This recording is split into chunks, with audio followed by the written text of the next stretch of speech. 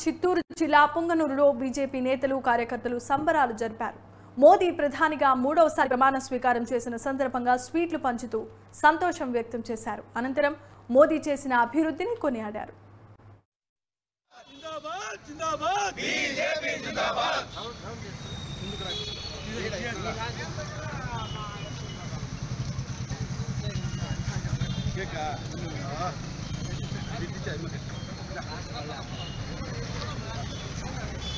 ఒక చారిత్రాత్మక ఘట్టం ఆవిష్కృతమవుతుంది.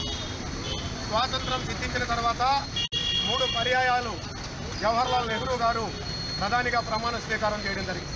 తదుపరి ఈ 70 సంవత్సరాల కాలంలో ఎవరూ కూడా ఆ యొక్క ఘనతను సాధించినటువంటి సందర్భం కాలేదు.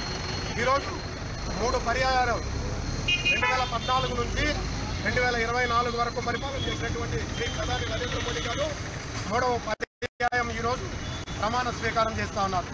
రాబోయే రోజుల్లో ఈ దేశం ప్రపంచంలోని అగ్రస్థానంలో నిలపడానికి వారి యొక్క కృషి ఎంతో అవసరం ఉంది. వారిని అత్యధిక మెజారిటీ ఓట్లతో గెలిపించినటువంటి యావత్ భారతదేశానికి కూడా ఈరోజు మేము ధన్యవాదాలు తెలియజేసుకుంటున్నాం.